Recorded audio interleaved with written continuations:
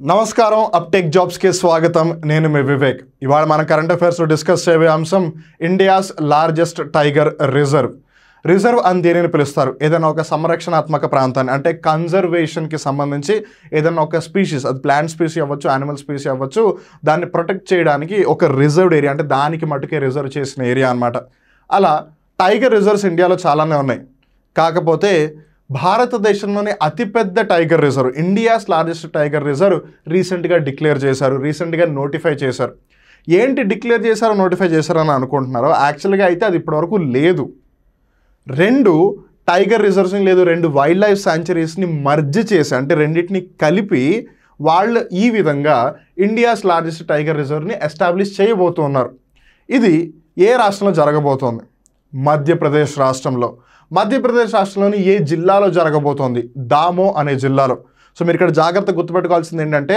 ఇది ఎప్పుడైతే ఎగ్జిస్టెన్స్లోకి వచ్చేస్తుందో ఎప్పుడైతే ఫ్రక్టిఫై అయిపోతుందో అంటే కంప్లీట్గా ఈ ప్రాసెస్ అంతా అయిపోతుందో అప్పుడు ఇండియాలోని అతిపెద్ద టైగర్ రిజర్వ్ ఎక్కడుంది లేదు ఏ రాష్ట్రంలో ఉంది అంటే అప్పుడు మీరు ఏం చెప్తారు మధ్యప్రదేశ్ అని చెప్తారు లేదు మధ్యప్రదేశ్ రాష్ట్రంలో ఏ ప్రాంతంలో ఉంది అని అంటే ఏం చెప్తారు దామో జిల్లా అని చెప్తారు దామో జిల్లాలో ఏ ప్రాంతంలో ఉంది అంటే ఏం చెప్తారు జబేరా ప్రాంతం అని చెప్తారనమాట Jabera area in the Damoh district of Madhya Pradesh state is the India's largest tiger reserve well it's not just about that ఇప్పుడు మనం ఆల్రెడీ తెలుసుకున్నాం వైల్డ్ లైఫ్ శాంచురీస్ని మర్జ్ చేస్తున్నారు అని మరి ఆ మర్జ్ చేస్తున్న వైల్డ్ లైఫ్ శాంచురీస్ లేదు వాట్ ఎవర్ ఆ ఏరియా ఏంటిది వాటి పేర్లు ఏంటివి అలానే ఇప్పుడు ఆల్రెడీ అక్కడ మర్జ్ చేస్తారంటే అంతకుముందు ఆల్రెడీ అక్కడ పుల్లు ఉండొచ్చు కదా ఎన్ని పుల్లులు ఉన్నాయి వీటి గురించి కూడా పూర్తిగా తెలుసుకున్నాం ఈ వీడియోలో సో అందుకని ఈ వీడియోని చివరిదాకా చూడండి in a landmark development Damoh district in Madhya Pradesh is poised to become the home of the countries largest tiger reserve marking a significant stride in wild life conservation efforts వన్యప్రాణుల సంరక్షణాత్మక చర్యలు ఏవైతే ఉన్నాయో వాటికి సంబంధించి ఒక సిగ్నిఫికెంట్ అంటే ఒక ప్రాముఖ్యత గాంచిన ఒక కీలక మలుపు ఇది అని చెప్పచ్చు ఒక కీలక సంఘటన అని చెప్పచ్చు లేదు ఒక మూమెంట్ అని చెప్పచ్చు అనమాట ఎందుకు because it is going to become as ఇందాక మనం చెప్పినట్టుగా గవర్నమెంట్ నోటిఫై చేసింది గవర్నమెంట్ డిక్లేర్ అయితే చేసింది కానీ ఇన్ ప్రాక్టికాలిటీ ఇన్ రియాలిటీ అయితే అది ఇంకా కంప్లీట్గా అవ్వలేదు అదంతా కూడా so it will become the countries largest tiger reserve so మనం ఇందాక తెలుసుకున్నట్టుగా ఇది ఎక్కడుంది మధ్యప్రదేశ్ రాష్ట్రంలో ఏ జిల్లా దామో జిల్లా ఏ ప్రాంతం జబేరా ప్రాంతం the central government has green lit the merger of Nauradehi sanctuary with the Durgavati sanctuary in Damoh so మీరు ఇక్కడ జాగ్రత్త గమనిస్తే మనం ఇందాక ఈ పాయింట్ కూడా తెలుసుకున్నాం ఇది కొత్తగా క్రియేట్ చేస్తున్నది కాదు ఆల్రెడీ ఎస్టాబ్లిష్ అయిపోయిన రెండు వైల్డ్ లైఫ్ శాంక్చురీస్ అంటే వన్యప్రాణుల సంరక్షణాత్మక సంబంధించి ఏవైతే అభయారణ్యం మనం వింటూ ఉంటాం wild life sanctuaries national parks లాగా అలా రెండు వైల్డ్ లైఫ్ శాంక్చురీస్ని వాళ్ళు మర్జ్ చేస్తున్నారు కలిపేస్తున్నారు దే ఆర్ అమాల్గమేటింగ్ ఇట్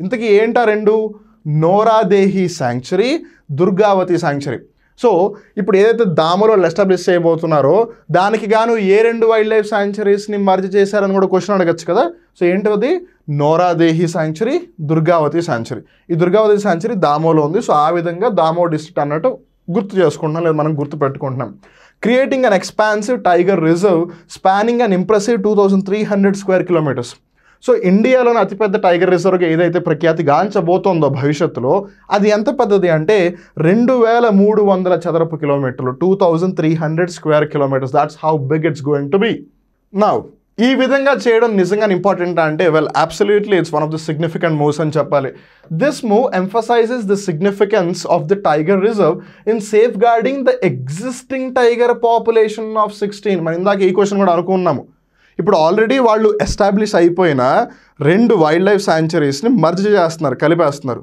సో ఇప్పుడు ఆల్రెడీ అక్కడ టైగర్స్ ఉండే అవకాశం ఉండదు కదా సో ఆ విధంగా ప్రస్తుతం అక్కడ ఎన్ని పులులు ఉన్నాయి అని అంటే 16 టైగర్స్ ఉన్నాయి బట్ ఇప్పుడు దాన్ని ఏరియాని మొత్తం మర్జ్ చేస్తే it will become much bigger కదా సో అలా ఫ్యూచర్లో వాళ్ళు కొత్తగా టైగర్స్ ఇంట్రడ్యూస్ కూడా చేయొచ్చు కదా అక్కడ సో అప్పుడు ఆబ్వియస్గా ఈ నెంబర్ ఇంకా పెరుగుతుంది అండ్ ఎప్పుడైతే ఏరియా పెరుగుతుందో ఈ 16కి కూడా కొంచెం ఫ్రీగా మూవ్మెంట్ ఉంటుంది కాబట్టి వాటి యొక్క పాపులేషన్ అనేది కూడా ఈవెన్ ఒకవేళ కొత్తగా మళ్ళీ ఇంట్రడ్యూస్ చేయకపోయినా సరే there is a chance of growing so that's how significant it is and India పరంగా నేషనల్ యానిమల్ టైగర్ అయినప్పుడు టైగర్ని కాపాడడం it becomes even more prestigious as well లేదంటే పేరుకి నేషనల్ యానిమల్గా పెట్టారు కానీ వాళ్ళు ఏం పెద్దగా పట్టించుకోవట్లేదు అన్నట్టు ఉంటుంది కదా సో అందుకని టైగర్ ప్రొటెక్షన్కి సంబంధించి ఎంత కన్జర్వేటివ్ ఎఫర్ట్స్ పెడతారు ఎంత ప్రొటెక్షన్ తీసుకుంటారు అన్న సంగతి మనకి తెలుసు but this is quite significant. అంటే మంచి పనులన్నింటిలో కూడా కొన్ని మంచి పనులకి బాగా పేరెక్కువ వచ్చినట్టు ఇది కూడా ఒకటి ఆ విధంగా అని చెప్పొచ్చు. The merger is not only anticipated to secure a haven't for these Majestic creatures. ఇక్కడ మెజెస్టిక్ క్రీచర్స్ అని ఏ జంతువుని అంటున్నారు వాళ్ళు? టైగర్ని. అంటే ఇప్పుడు ఆబ్వియస్లీ ఏరియా పెరగడం వల్ల వీటికి ఒక విధంగా అది స్వర్గంలానే అయిపోతుంది కదా, because end of the day they roam in forest. ఇప్పుడు ఆ ఫారెస్ట్ సైజ్ పెరిగిపోతే వాడికి ఇంకా మంచిదే కదా. But is also poised to attract additional tigers to the region, they by augmenting it's overall conservation value. So ఇప్పుడు ఒకవేళ ఈ 16తో పాటు ఆబ్వియస్లీ వీళ్ళ జనరేషన్ పెరిగినా, ఈ 16 క్రీచర్స్ ఏవైతే ఉన్నాయో వీటి జనరేషన్ పెరిగినా, లేదు కొత్తగా వేరే టైగర్స్ని యాడ్ చేసినా, that will be gaining more value కదా. ఈ ఏరియాలో ఎక్కువగా పులులు ఉంటున్నాయి అని అంటే అక్కడ వాళ్ళు సంరక్షణాత్మక చర్యలు ఆ విధంగా చేపట్టారు కాబట్టి అక్కడ పులులను ఎక్కువగా కాపాడగలుగుతున్నారు, వాటి యొక్క జనాభాను వాళ్ళు పెంచగలుగుతున్నారు. సో ఆ విధంగా it will also be augmenting it's overall conservation value. Augmenting అంటే మార్చగలగడం అనమాట, మార్పు తేగలగడం అనమాట. And it's not only just about conserving, ఏదో పులుల యొక్క జనాభా కాపాడాలి, అవి అంతరించిపోకుండా ఉండాలని కేవలం సంరక్షణాత్మక చర్యలు అంటే కన్జర్వేటివ్ ఎఫర్ట్స్ పెట్టడం ఒక్కటే కాదు. There is something else to it as well. Officials foresee a surge in tourism and developmental opportunities for Damo and its surrounding areas. ఈ దామో జిల్లా అవ్వచ్చు, లేదు దామో జిల్లా చుట్టుపక్కల ఉన్న ప్రాంతాలు అవ్వచ్చు, మధ్యప్రదేశ్లో one of the under developed areas, లేదు బ్యాక్వర్డ్ రీజన్స్ అని చెప్పొచ్చు. అంటే అంతగా అభివృద్ధికి నోచుకోని ప్రాంతాలు. మరి ఇలాంటి ప్రాంతంలో ఇప్పుడు అక్కడ పెద్ద ఒక నేషనల్ ఫారెస్ట్, లేదు పెద్దగా ఒక టైగర్ రిజర్వ్ ఉంది అని అంటే ఖచ్చితంగా ఇలా చూసేవాళ్ళు వస్తారు కదా. అండ్ రిమెంబర్, చూసేవాళ్ళు వచ్చారంటే కేవలం మధ్యప్రదేశ్ దామో జిల్లాలో ఉండే వాళ్ళే వస్తారా? కాదు కదా, ఇండియాలో ఉన్న వాళ్ళు ఎవరైనా రావచ్చు, అండ్ ప్రపంచం నలుమూలల నుంచి ఎక్కడి నుంచైనా రావచ్చు. సో వాళ్ళందరూ వచ్చినప్పుడు కేవలం దీనికి మటుకే ఊతం లభిస్తుందా, దానికి మటుకే బూస్ట్ వస్తుందా? కాదు. వాళ్ళు ఒక చోటకు వస్తే ఆబ్వియస్లీ వాళ్ళు ఉండడానికి హోటల్స్ కావాలా, వాళ్ళకి అలానే గైడ్స్ కావాలా, అలానే వాళ్ళకి సఫారీ ఎవరైతే ఎక్స్పర్ట్స్ ఉన్నారో వైల్డ్ లైఫ్ ఎక్స్పర్ట్స్ వాళ్ళు కావాలా. అలానే ఇప్పుడు వాళ్ళు దామోకి వచ్చారంటే కేవలం దామోలో చూసేసి ఈ టైగర్ రిజర్వ్ మళ్ళీ ఇంటికి వెళ్ళిపోతారు, వెళ్ళారు కదా, చుట్టుపక్కల ప్రాంతాలు కూడా విజిట్ చేస్తారు కదా. సో ఆ విధంగా రీజనల్గా ఒక చిన్న ఎకనామిక్ బూస్ట్ అనేది లభిస్తుంది అనమాట. సో ఆర్థికంగా కూడా ఒక ఊతం లభిస్తుంది ఈ విధంగా. So the establishment of the tiger reserve is expected to draw visitors from across India and beyond. Just మనం అదే పాయింట్ గురించి మాట్లాడుతున్నాము. సో ఇప్పుడు దామోలో లార్జెస్ట్ టైగర్ రిజర్వ్ ఉండడం వల్ల కేవలం దామో ప్రజలు వెళ్ళారు కదా. ఇప్పుడు రామోజీ ఫిల్మ్ సిటీ హైదరాబాద్లో ఉంది, కేవలం హైదరాబాద్లో ఉన్న వాళ్ళు మటుకే రామోజీ ఫిల్మ్ సిటీని చూస్తున్నారా? లేదు. భారతదేశంలో లేదు ప్రపంచంలో నుంచి ఎవరు హైదరాబాద్ వచ్చినా సరే రామోజీ ఫిల్మ్ సిటీని చూస్తారు. అలా ఇక్కడ కూడా వెళ్తారు కాబట్టి ఇన్ వన్ వే అక్కడ ఆల్రెడీ కన్జర్వేషన్ ఎఫర్ట్స్ కాబట్టి టైగర్ పాపులేషన్ పెరిగే ఛాన్స్ ఉంది. In one way it's better.